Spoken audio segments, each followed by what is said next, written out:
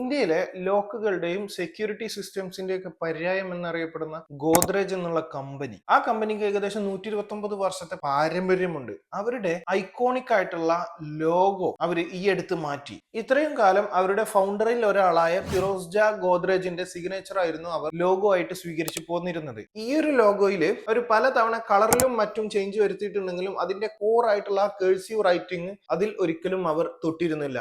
ഈ ഒരു ലോഗോയെ റീപ്ലേസ് ചെയ്യാനാണ് ഇപ്പൊ പുതിയ ലോഗോയുമായിട്ട് ഗോദ്രേജ് മുന്നോട്ട് വന്നിട്ടുള്ളത്. ഈ ഒരു പോപ്പുലർ ആയിട്ടുള്ള ഭയങ്കര റെക്കഗ്നൈസബിൾ ആയിട്ടുള്ള ഒരു ലോഗോ ആണ് അവരൊരു മിനിമലിസ്റ്റിക് ലോഗോയിലേക്ക് മാറ്റിയിട്ട് അവരാകെ പുലിവാലി പിടിച്ചത്. ഇവരുടെ ഈ പുതിയ ലോഗോ ഉണ്ടല്ലോ, ഈ പുതിയ ലോഗോ മറ്റു പല കമ്പനികളുടെയും ലോഗോസുമായിട്ട് ഭയങ്കര സിമിലാരിറ്റി വന്നു. അതിൽ ഉദാഹരണം പറയുകയാണെങ്കിൽ ഒന്ന് ഓസ്ട്രേലിയയിലെ ഒരു മാർക്കറ്റിംഗ് ഏജൻസിയായ ഗൊറില്ല, മറ്റൊന്ന് സ്വിറ്റ്സർലൻഡിലെ ഒരു റീറ്റെയിലർ ചെയിൻ ആയിട്ടുള്ള ഇന്റർ ഡിസ്കൗണ്ട്, വേറൊരു കമ്പനി പറയുകയാണെങ്കിൽ ഇന്ത്യയിലെ തന്നെ മലയാളിയുടെ ഒരു ബ്രാൻഡായ ID ഫ്രഷ് ഫുഡ്സിന്റെ ലോഗോ. ഈ മൂന്ന് ലോഗോസും ഗോദ്രേജ് പുതിയതായിട്ട് ഡിസൈൻ ചെയ്ത് കൊണ്ടുവന്ന ഈ മിനിമലിസ്റ്റിക് എന്ന് പറയപ്പെടുന്ന ഈ ഒരു ലോഗോവുമായിട്ടുള്ള ഒരു സിമിലാരിറ്റിയാണ് ഇവരെ വിവാദത്തിൽ ചെന്നെത്തിച്ചത്. ഇതിന്റെ വിശദീകരണമായിട്ട് ഗോദ്രേജിന്റെ കമ്പനിയിൽ നിന്ന് പറയുന്നത്, മിനിമലിസ്റ്റിക് ഡിസൈൻ പിടിക്കുമ്പോൾ ഇത്തരം സാമ്യതകളൊക്കെ കോമൺ ആണ്, അൺഅവോയ്ഡബിൾ ആണ് എന്നാണ് ഗോദ്രേജിന്റെ ഒരു ഭാഷ്യം. എന്റെ ഒരു അഭിപ്രായം എന്താണെന്ന് വെച്ചാൽ, unless it is necessary, logo പോലത്തെ ഒരു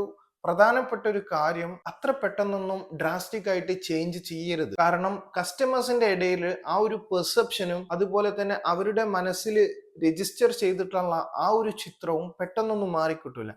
അതിന് പകരം അത് പതുക്കെ പതുക്കെ ഇവോൾവ് ചെയ്ത് കൊണ്ടുവരികയാണെങ്കിൽ നല്ലതാണ് എന്നാണ് എൻ്റെ ഒരു അഭിപ്രായം.